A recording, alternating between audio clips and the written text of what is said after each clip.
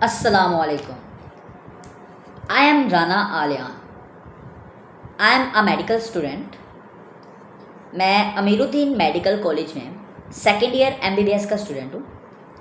Matric में मेरे 1075 marks थे। FSC में मेरे 1029 मार्क्स थे and I scored 183 out of 200 marks in entry test. Audio Jungle. Audio Jungle. आज की इस वीडियो में ऐसे सब्जेक्ट के बारे में डिस्कस करना है जिसको आमतौर पर हमने बहुत इजी लिया होता है और फिर जब रिज़ल्ट आता है तो उसमें पता लगता है कि इसमें उसी सब्जेक्ट में हमारे नंबर बहुत कम आ गए। मेरा मतलब इस्लामियात से है और इस्लामियात उर्दू में फ़र्स्ट ईयर की इस्लामियात।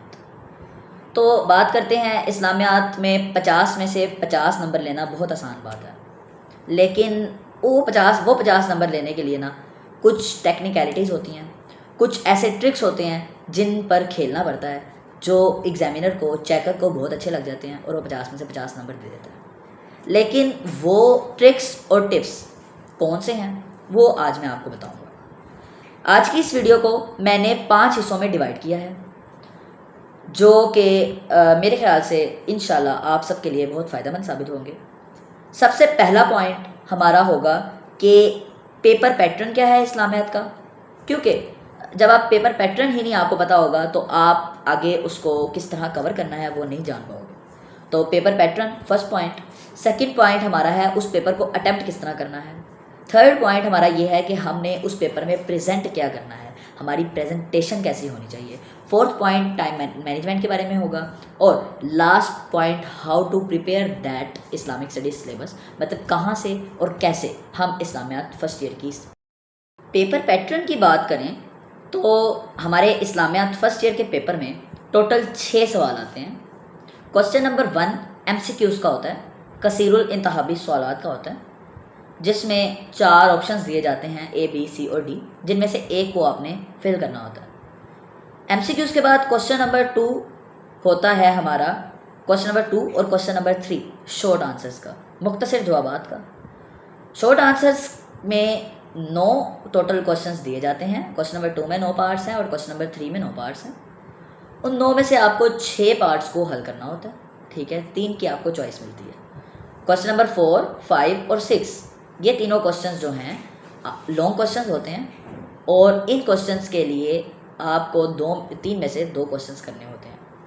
अगर इनकी मार्क्स डिस्ट्रीब्यूशन की बात करें तो इस्लामियात में 10 MCQs होते हैं 10 नंबरों के। क्वेश्चन नंबर 2 और क्वेश्चन नंबर 3 में टोटल 12 सवाल करने होते हैं 24 नंबरों के। और क्वेश्चन नंबर 4, 5 और 6 में से टोटल 2 सवाल करने होते हैं लॉन्ग क्वेश्चंस। 8 नंबर का एक होता है और 16 नंबर के 2 क्वेश्चन होते हैं। 2 नंबर का एक शॉर्ट क्वेश्चन, 8 नंबर का एक लॉन्ग क्वेश्चन और 1 नंबर का एक MCQ होता है। टोटल इस्लामियात का पेपर 50 मार्क्स का होता है। तो अब ये 50 में से 50 नंबर कैसे लेने हैं, यही आज की वीडियो का मकसद है। और मेरा आज की वीडियो का दूसरा point how to attempt that paper. अब उस पेपर को अटैम्प्ट कैसे करना है, अगर इन तरीक़ों से अटैम्प्ट करेंगे, प्रेजेंट करेंगे, तभी आपको पूरे नंबर मिलेंगे। तो पेपर अटैम्प्ट करते वक्त मेरी एक बात पल्ले बांधे, वो बात ये है always create easiness for the checker. Checker के लिए हमेशा आसानियाँ पैदा फरमाएं। तब आपने चेकर को ईज़ करना है किस तरह, मेन पॉइंट्स, मेन हेडिंग्स उनको मार्कर से लिख देना, बुलेट्स की फॉर्म में करैक्टरिस्टिक्स और फीचर्स वगैरह जो लिखना, मतलब कोई पॉइंट्स हैं उनको बुलेट्स की फॉर्म में लिखना। तो यही सब बातें मैं प्रेजेंटेशन में बताता हूँ। पेपर को अच्छा प्रेजेंट करने के लिए जो चीज़ आपके लिए ज़रूरी है वो आपका पेन, जो कि अच्छा पेन होना चाहिए, जो आपके हाथों से रवां होना चाहिए, जिससे आपकी राइटिंग स्पीड बनी हुई हो, आपकी प्रैक्टिस हुई हो। आपकी इंक अच्छी होनी चाहिए। आपका पेन, मैं पेलिकन का पेन यूज़ करता था जो कि मेरे हाथ से रवां था और बहुत देर से मैं वही यूज़ कर रहा था। आप वही पेन इस्तेमाल करें जो पेन आप पहले से यूज़ कर रहे हैं। इंक अगर मैं रिकमेंड करूँगा तो वो पेलिकन की इंक है या पियानो की इंक है। पेलिकन की इंक ज़रा महंगी आती है लेकिन वो इंक फेड नहीं होती, और पियानो की इंक सस्ती भी है और फेड नहीं होती। ठीक है।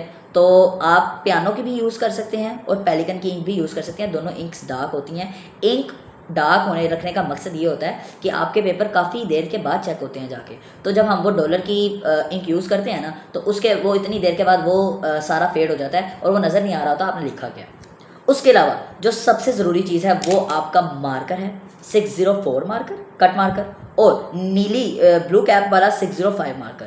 ये दो कट मार्कर्स उर्दू में प्रेजेंटेशन, उर्दू सब्जेक्ट मतलब और इस्लामियात और पाक स्टडीज़ और उर्दू, इनमें प्रेजेंटेशन के लिए सबसे ज़रूरी होता है। इनके लिए आपके पास अभी टाइम भी है। आप एक दिन में अपनी उर्दू की बुक या कोई भी इस्लामियात उर्दू की बुक लेकर उसमें से आप कोई भी वर्ड लें और उस वर्ड की प्रैक्टिस करें खताती। वो क्या है, आपको ये मार्कर की टिप पकड़ना क्या आना चाहिए, इसको किस तरह वर्ड्स में लिखना है वो आना चाहिए। क्योंकि अक्सर औकात बच्चों को, स्टूडेंट्स को मार्कर को पकड़ना ही नहीं आता कि वो किस तरह पकड़ना आता है होता है। तो उसके लिए आपको मार्कर की प्रेजेंटेशन लाजमी सीखनी है, क्योंकि उर्दू में उर्दू का सब्जेक्ट हमेशा खताती से ही उसके नंबर मार्क्स इंक्रीज़ होते हैं, ठीक है। तो इस्लामियात अगर आप उर्दू में कर रहे हैं तो उसमें आपको प्रेजेंट बेहतर करना है। प्रेजेंट बेहतर करने के लिए आपके मार्कर की प्रेजेंटेशन, मार्कर की राइटिंग अच्छी होनी चाहिए, ठीक है।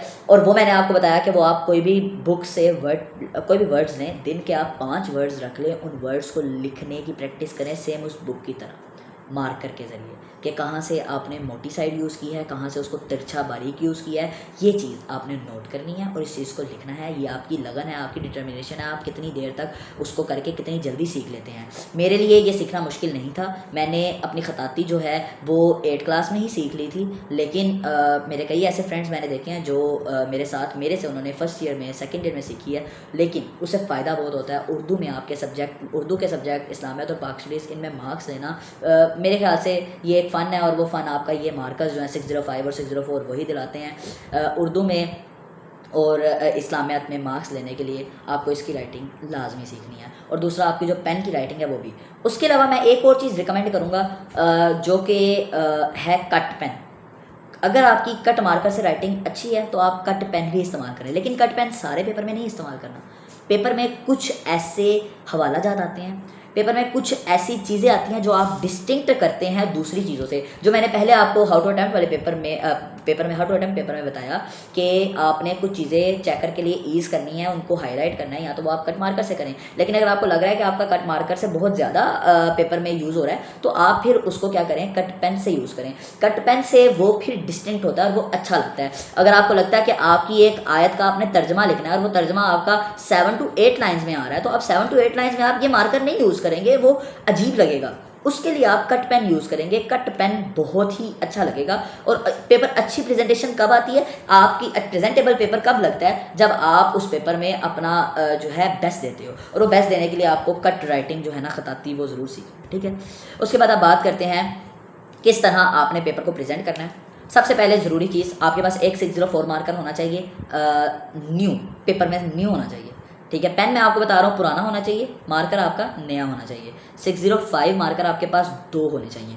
एक मार्कर जिसको आप 605 की बात कर रहा हूँ, उसको आप सेंटर से, क्योंकि उसकी निब मोटी होती है, उसको आप सेंटर से पहले ही घर से कटर से काट के लेके जाएं। कटर से काटने का ये मकसद होता है कि उससे मार्जिन लाइन लग जाती है, और margin line double margin line लग जाती है, आपका टाइम सेव होता है। तो पेपर में सबसे पहले मार्जिन लाइन्स लगानी है। मार्जिन लाइन्स एक साइड पे आपने लगा लेनी है, खूबसूरत। उसके बाद एक मार्कर आपने लेके जाना है 605 न्यू मार्कर, जिस पर कोई कट नहीं लगा होगा, जिसे आपने खताती करेंगे, मेन हेडिंग देंगे। उसके बाद कटिंग या ओवर राइटिंग, अगर फर्ज करें ओवर राइटिंग कम करें, हो जाती है। अगर आपका कोई वर्ड गलत हो जाता है तो उसमें ऐसे ऐसे गंद मारने की बजाय उसको दोनों तरफ से ब्रैकेट डालें और दरम्यान में एक लाइन लगा के कट कर दें, वो बेहतर लगता है, ना कि आप उसको ऐसे ऐसे गंद मार दें। तो ये कुछ बातें हैं। उसके बाद अगला टिप नंबर 3 पे बात करते हैं। तो अगर आपने पेपर करने लगे हैं आप, तो आपने सबसे पहले शॉर्ट आंसर्स क्वेश्चन नंबर 2 आप स्टार्ट कर रहे हैं, तो सबसे पहले आपने वो वाला आंसर करना है जो आपने देखा 9 क्वेश्चन हैं, उनमें से चूज़ करना है आपने कि आपको सबसे अच्छा 9 पार्ट्स में से कौन सा लगता है। 9 पार्ट्स में से आपको सबसे अच्छा, अगर सबसे अच्छा आता है वो, आपको अगर 5वां पार्ट आता है तो आप सबसे पहले 5वां पार्ट अटेम्प्ट करें, क्योंकि आपका पेपर का पहला पेज आपका पेपर की पूरी कहानी सुना देता है। तो पेपर का पहला पेज जो है ना, वो आपके चेकर ने, अगर आप उसको पसंद आ गया तो उसको आपका पेपर पसंद आ गया। तो वो पहला क्वेश्चन आपका बेस्ट क्वेश्चन होना चाहिए, जो आपने पूरा साल तैयारी की है उस तैयारी का बेस्ट एवर क्वेश्चन वो आपका पहला क्वेश्चन होना चाहिए, वो आपने चूज़ करना है, बेस्ट वाला जो आपको आता है वो वाला आपने पहला क्वेश्चन लिखना है। अब बात आ जाती है, कुछ लोग करते हैं कि आप अगर वो पहला 5वां क्वेश्चन पहले कर रहे हैं ना, तो उसकी वो नंबरिंग जो है ना वो भी करते ये हैं कि नंबर 1 लगा देते हैं, नंबरिंग पेपर से चेंज कर लेते हैं। तो यहाँ पर ये मेरी बात भी पल्ले बांध लें कि नंबरिंग जो है वो चेंज नहीं करनी, नंबरिंग हमेशा आपने क्वेश्चन के जैसी ही करनी है। अगर आप 5वां लिख रहे हैं तो आप नंबर 5 ही लगाएंगे। और दूसरा, शॉर्ट आंसर रोमन काउंटिंग में होता है, रोमन काउंटिंग में ही आपने वो नंबरिंग लिखनी है, ना कि दूसरी न्यूमेरिकल जो वर्ड्स होते हैं उसमें लिखनी है। उसके बाद बात कर लेते हैं कि आपकी नंबरिंग सेम होनी चाहिए, ये तो बात होगी। उसके बाद आपने पूरा अगर शॉर्ट क्वेश्चन आप लिख रहे हैं तो आपने पूरा क्वेश्चन नहीं लिखना, आपने उस शॉर्ट क्वेश्चन का जो मेन आपको लग रहा है क्रक्स है वो हेडिंग लिख दें मार्कर से, 605 मार्कर से, ठीक है। उसके बाद आपने अटैम्प्ट करना है। अब यहाँ पर 2 बातें जो लाजमी जो पल्ले बांध लें, जो क्या है, मेन हेडिंग और एक सब हेडिंग। मेन हेडिंग आप 605 मार्कर से बनाएंगे, क्योंकि 605 मार्कर ज़रा मोटा होता है, वो मेन हेडिंग को काफ़ी प्रोमिनेंट कर देता है। वो मेन हेडिंग होगी क्या, आप सेंटर में पहले लिखेंगे क्वेश्चन का पार्ट का नंबर, और उसके बाद आप जो है ना उसकी मेन हेडिंग डाल देंगे। जैसे एग्जाम्पल के तौर पर अगर एक क्वेश्चन है कि इस्लाम के बुनियादी अकायद बयान करें, शॉर्ट क्वेश्चन है, तो आप उसकी मेन हेडिंग सेंटर में लिखेंगे बुनियादी अकायद। उसके बाद दूसरी बात आ जाती है सब हेडिंग्स की। अब बुनियादी अकायद आप लोग को पता है वो तौहीद, रिसालत, आखिरत, मलाइका और इस्लामिक कुतुब हैं। तो आप क्या करेंगे, आप मार्कर से सब हेडिंग हमेशा 604 मार्कर से, और पेज के साइड पे होती है मेन हेडिंग, सेंट्रलाइज होती है, तो पेज के साइड पे सब हेडिंग आप बनाएंगे और तौहीद की हेडिंग मार्कर से, और एक लाइन में उसका जवाब लिखेंगे, एक लाइन में तौहीद का एक्सप्लेन करेंगे।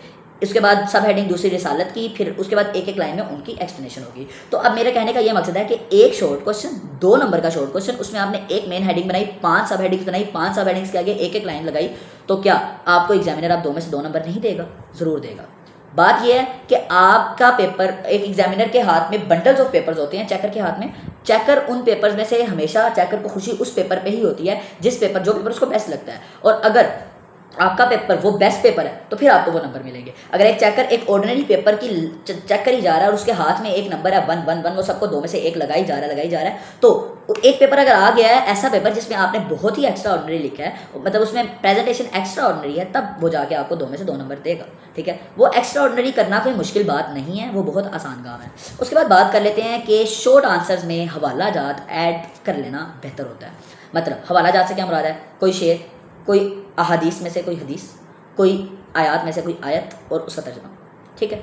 शॉर्ट आंसर्स में आयत का तर्जमा और हदीस का तर्जमा भी लिख देंगे तो इनफ है। एक्स्ट्राज में आ रहा है ये, शॉर्ट आंसर्स में वो तर्जमा लिख दिया, उसके बाद वो हवाले अरबी में आप लिख सकते हैं। जैसे एग्जाम्पल के तौर पर ख़त्म नबूवत का मफ़हूम पूछता है, सवाल है ख़त्म नबूवत का मफ़हूम बयान करें, तो ख़त्म नबूवत का मफ़हूम जो है ना वो बयान करेंगे आप, उसका पूरा ख़त्म नबूवत को बयान कर दिया आपने, लेकिन मसला क्या आ रहा है, मसला ये आता है कि ख़त्म नबूवत की आपने डेफिनेशन तो दे दी, उसके बाद उसको 2 में से 2 नंबर लेने के लिए या चेकर को बेस्ट, चेकर के लिए ईजीनेस करने के लिए आप उसी को ख़त्म नबूवत की आयत लिख दें। अब इसको हवाला जो है उसको आप इन्वर्टेड कॉमास में सेंट्रलाइज करके लिखेंगे तो ये और बेस्ट हो जाएगा। लॉन्ग क्वेश्चन की बात करते हैं तो एक लॉन्ग क्वेश्चन 8 नंबर होगा, 8 मार्क्स। और अगर लेंथ की बात की जाए तो शॉर्ट क्वेश्चन की तो लेंथ की मैंने बात की कि आप 4 to 5 लाइंस तक लिख सकते हैं with headings and with marker and cut pen से प्रोमिनेंट करके डिस्टिंक्शंस बीच में ऐड करके वो वर्ड्स जो प्रोमिनेंट है ताकि चेकर के लिए आसानियाँ हों। लॉन्ग क्वेश्चन में 8 में से 8 नंबर लेने के लिए आपको 7 to 8 पेजेस का लॉन्ग क्वेश्चन अटैम्प्ट करना है, which is extra ordinary, maximum 8 pages, and you can attempt minimum 6 pages. आप 6 पेजेस तक का लॉन्ग क्वेश्चन भी लिख सकते हो, क्योंकि वो लॉन्ग क्वेश्चन की लेंथ पे डिपेंड करता है कि 6 का जाता है, 7 तक होता है, 5 तक होता है। लेकिन अगर आपने 8 में से 8 नंबर लेने हैं तो आपको उसकी लेंथ को 6 to 7 पेजेस तक लेके जाना है और मैक्सिमम 8 पेजेस तक। तो बात करते हैं लॉन्ग क्वेश्चन में किस तरह आप लेंथ इंक्रीज कर सकते हैं, क्योंकि अगर आप अपनी इस्लामियत लाजमी की बुक, उर्दू की बुक से, पंजाब टेक्स्ट बुक की से अगर कोई लॉन्ग क्वेश्चन बिल्कुल कॉपी करके वैसा ही लिखते हैं तो आपको उसमें 8 में से 5 नंबर भी नहीं मिलने, क्योंकि वो लॉन्ग क्वेश्चन उसकी लेंथ बहुत कम होती है, वो सिर्फ ओवरव्यू दिया होता है। लॉन्ग क्वेश्चन आप उसी को ही लें, आप उसी को ही एक दफ़ा रीड करें।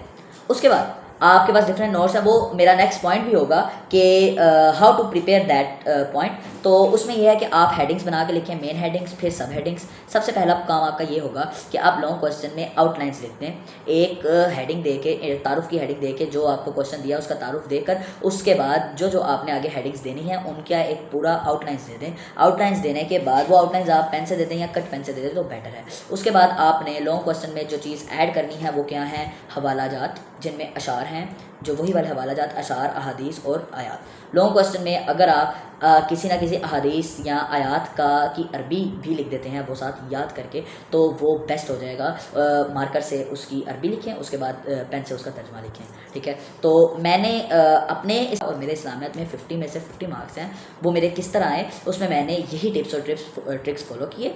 उसमें लॉन्ग क्वेश्चन में जो था वो 7 to 8 पेजेस तक चला जाता था।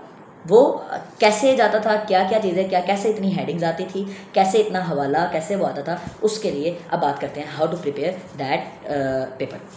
तो प्रिपरेशन के लिए सबसे पहले तो आपने याद रखना है कि मेन बुक आपकी पंजाब टेक्स्ट बुक बोर्ड है, जो कि बुक आपको छोटी सी बुक है जो कि आपको बोर्ड ने रिकमेंड की हुई है, पीटीबी की बुक। उसको सबसे पहले आपने रीड देना है। फर्स्ट चैप्टर आप पढ़ते हैं, आपके टोटल चैप्टर्स में से फर्स्ट चैप्टर अगर आप पढ़ते हैं तो उस फर्स्ट चैप्टर को पहले आपने बुक से रीड करना है। उसके बाद आप उस फर्स्ट चैप्टर के फर्स्ट टॉपिक में, अगर आप उस टॉपिक को लॉन्ग के हिसाब से तैयार करें, शॉर्ट क्वेश्चन के लिए आपको उस बुक से पढ़ना है और उसी बुक से उसकी हेडिंग्स देके जिस तरह आप शॉर्ट क्वेश्चन अटेम्प्ट कर रहे हैं उस तरह करना है। एमसीक्यूज भी उसमें से ही आ जाएंगे।